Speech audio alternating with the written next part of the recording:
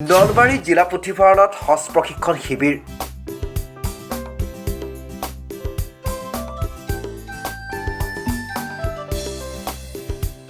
নলবাৰী জিলা হজযাত্ৰী অভ্যৰ্থনা সমিতিৰ উদ্যোগত ৰবিবাৰে নলবাৰী জিলা পুথিভঁৰালত হজ প্ৰশিক্ষণ শিবিৰ অনুষ্ঠিত কৰা হয়।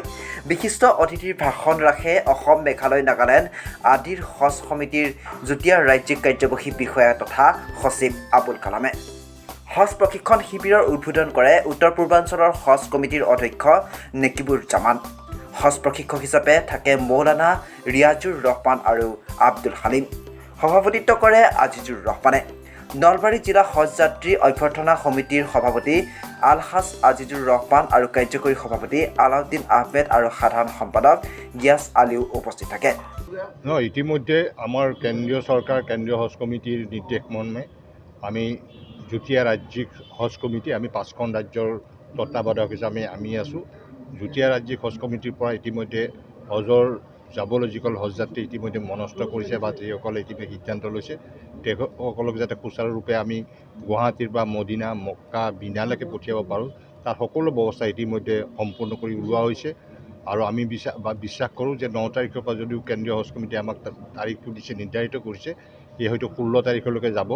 আৰু স্পাইচজেট নামৰ ফ্লাইটখনে জাম্বো ফ্লাইট এবাৰ যথেষ্ট বেছিকৈ হজযাত্ৰীক অসমৰ পৰা যাত্ৰা কৰিব পোনে মদিনালৈকে। সেই আটাইবোৰ ইতিমধ্যে সম্পূৰ্ণ কৰি ওলোৱা হৈছে আৰু তেওঁলোকে যোৱাৰ পিছত তাৰে পৰা পৰিবহণ ব্যৱস্থা আমাৰ পিনৰ পৰা ইতিমধ্যে সম্পূৰ্ণ হৈছে। তেওঁলোকে থকাৰ কাৰণে বিল্ডিং নম্বৰ, তেওঁলোকৰ ৰুম নম্বৰ সকলোবিলাক ইতিমধ্যে আমাৰ মাজত আহিছে, তেওঁলোকক আমি দি দিম, সেইমতে ব্যৱস্থা কৰা হৈছে। আৰু তাৰ কাৰণে আমি চিকিৎসক প্ৰায় 14গৰাকী চিকিৎসক এই দলটোৰ তত্ত্বাৱধানত যাব। আৰু ঠিক তেনেকৈ আমি চৰকাৰৰ পিনৰ পৰা প্ৰায় 24জন সম্ভৱমুঠ চৰকাৰী কৰ্মচাৰী অন ডিউটি, তেওঁলোকে কৰ্তব্যৰত বিষয়া হিচাপে আমাৰ খৰচত তেওঁলোকক আমি পঠিয়াম। তেওঁলোকে হজযাত্ৰীসকলৰ যি সমস্যা থাকে, যেনেধৰণৰ সমস্যাৰ সন্মুখীন সকলো সমাধান কৰাৰ কাৰণে তেওঁলোকক দায়িত্ব দিয়া হৈছে।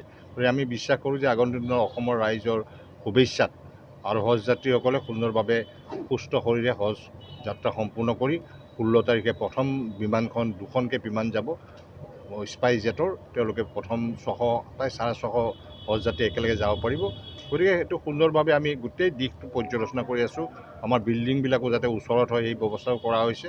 গতিকে এইবাৰ আমি ভাবোঁ যে এইবাৰ খুব সফলতা আমি হজযাত্ৰা সম্পন্ন কৰিব পাৰিম। সম্পূৰ্ণ আমাৰ ইয়াৰ পৰা 95 সম্পূৰ্ণ 95জন ইয়াৰ পৰা। মই সেই কথাটো আজি মোৰ সভাৰ বক্তব্যটো ৰাখিছোঁ যে বৰাক উপত্যকাৰ পৰা যেনেধৰণে হজযাত্ৰীসকল যায়, সেনেকুৱা হজযাত্ৰী আমি ব্ৰহ্মপুত্ৰ উপত্যকাত, বিশেষভাৱে অসমীয়া অঞ্চলবিলাকত হজযাত্ৰী যথেষ্ট কম। ইয়াৰ মূল এটা কাৰণ আমি অধ্যয়ন কৰি পালোঁ যে উমৰা নামৰ কিছুমান ব্যৱসায়িক কেন্দ্ৰ স্থাপন হৈছে, যি উমৰা যি এজেঞ্চিবিলাকে এনেকুৱা ধৰণে এটা মগজত সোমাই দিয়া হৈছে আমাৰ মানুহৰ মাজত যে উমৰা কৰিলে হজ কৰাৰ নিচিনা হ'ব, আল্লাহৰ ঘৰত যোৱাহে হ'ব। এই ধৰণৰ এটা পৰিৱেশ সৃষ্টি কৰাৰ কাৰণে হয়তো আমাৰ ব্ৰহ্মপুত্ৰ উপত্যকাৰ হজযাত্ৰীৰ সংখ্যাটো কমিছে। আৰু বিশেষকৈ অসমীয়া প্ৰাধান্য অঞ্চলত আমাৰ হজযাত্ৰীৰ সংখ্যাটো যথেষ্ট কম। সেইটো আমি সজাগতা আনিব লাগিব। আৰু যাতে কুৰবানীৰ নামত ইয়াতে ব্যৱসায় এটা চলে যে আমি কুৰবানীটো দি দিম, আপোনালোকে টকাটো আমাক দিয়ক, 10জন কুৰবানী ল'ব, এজনৰ দিব, 9জন খাই দিয়ে। সেইকাৰণে আমি একদম ষ্ট্ৰিক্টলি কোৱা হৈছে, চৰকাৰীভাৱে যিবিলাক কুৰবানী দিব আমি বেংকত জমা দিম, তেওঁলোকে সেই কুৰবানী সম্পূৰ্ণ হ'ব। গতিকে সেই কুৰবানী যাতে তেওঁলোকে বেংকত সকলোৱে দিয়ে, এইটোৱে আমাৰ পিনৰ পৰা আহ্বান জনোৱা। জানে যে প্ৰতি বছৰে হজ কমিটি অফ ইণ্ডিয়াৰ নিৰ্দেশ মৰ্মে অসম ৰাজ্যিক হজ কমিটি আমাৰ উত্তৰ পূৰ্বাঞ্চলত তেখেতসকলৰ নিৰ্দেশনা মৰ্মে নলবাৰী ডিষ্ট্ৰিক্ট হজ কমিটি আৰু নলবাৰী জিলা হজযাত্ৰী অভ্যৰ্থনা সমিতিৰ যৌথ উদ্যোগত আমাৰ নলবাৰী আৰু বাক্সা জিলাৰ হজযাত্ৰীসকলৰ হজ প্ৰশিক্ষণ শিবিৰ অনুষ্ঠিত হয় 2024 চনত। এইবাৰ আমি নলবাৰী আৰু বাক্সা জিলাৰ পৰা সৰ্বমুঠ 95জন হজযাত্ৰী এবাৰ হজ সমাপনৰ কাৰণে তেখেতসকলে নিয়ত কৰিছে। আৰু এই 95জন হজযাত্ৰীৰ মহিলা হজযাত্ৰী আমাৰ 39জন আছে, বাকী 41জন আমাৰ পুৰুষ হজযাত্ৰী আছে। টোটেল আমাৰ 95 হজযাত্ৰী হয়। গতিকে আজি জিলা পুথিভঁৰাল প্ৰেক্ষাগৃহত হজ প্ৰশিক্ষণ শিবিৰ আৰম্ভ হৈছে। ৰাতিপুৱা 10:30 বজাৰ পৰা হৈছে, ৰেজিষ্ট্ৰেশ্যন হ'ল।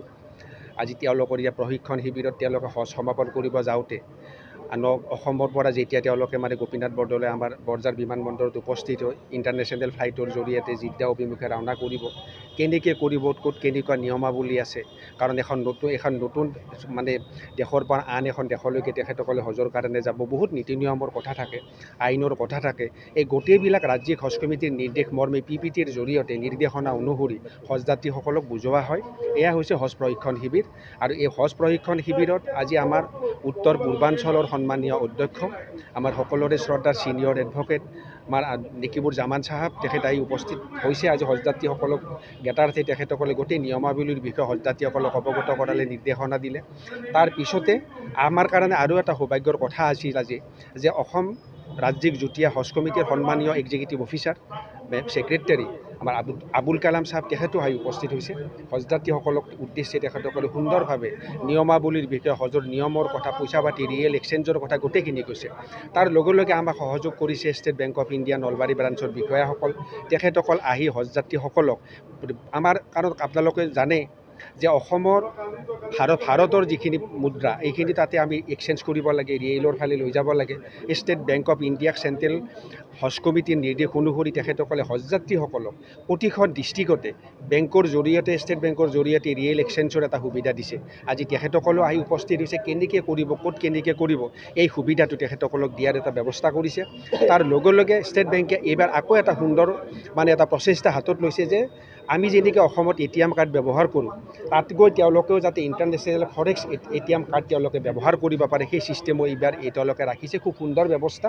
হজযাত্ৰীসকলৰ কোনো ধৰণৰ অসুবিধা তেখেতসকলৰ নহ'ব, সেই এটা হৈছে। আৰু আপোনালোকে জানে যে ৰাজ্যিক হজ কমিটিয়ে অভিজ্ঞ ট্ৰেইনাৰ এই হজ প্ৰশিক্ষণ শিবিৰলৈ পঠায়, যে আমাৰ হজযাত্ৰীসকলে প্ৰথম মক্কা অভিমুখে যাব, মদিনা যাব, হজ তৱাফ কৰিব, গোটেই নিয়মাৱলী তেখেতসকলে সুন্দৰভাৱে বুজায়। এয়া হৈছে হজ প্ৰশিক্ষণ শিবিৰ। আপোনালোকে সহযোগ কৰে। নলবাৰী এটা খুব সুন্দৰ আমাৰ অনুষ্ঠান। ইয়াত সকলো ধৰ্মৰ মানুহে আমাক সহযোগ কৰিছে। এই অনুষ্ঠানখন আমি পৰিচালনা কৰোঁ, আমি গোটেই ভাতৃত্ববোধৰ এটা চানেকি। ইয়াত আমি সকলোৱে লগ লাগোঁ। ইয়াত আমাৰ যিখিনি মানুহে তেওঁলোক আপ্যায়ন কৰোঁ হজযাত্ৰীসকলক, আপোনালোকে শুনি আচৰিত হ'ব। আমাক ইয়াত বহুকেইজনে আমাক আজি মালা বেকাৰীৰ পৰা, মনোজ হোটেলৰ পৰা বিভিন্ন ধৰণে আমাক এই খোৱা লোৱাৰ আপ্যায়নৰ ক্ষেত্ৰত তেখেতসকলে হেল্প কৰে। ডিষ্ট্ৰিক্ট হজ কমিটিৰ বিষয়াসকল, আমাৰ এডমিনিষ্ট্ৰেশ্যন ফালৰ পৰা আমি সহযোগ পাইছোঁ। পুলিচ প্ৰশাসনে আমাক যথেষ্টখিনি সহায় কৰে। এই হজযাত্ৰীসকলৰ এই হজ প্ৰশিক্ষণ শিবিৰটো অসমৰ ভিতৰত নাম আছে। নলবাৰীৰ পৰা কুলদীপ বৰ্মনৰ ৰিপৰ্ট, আছাম ফ্ৰণ্ট।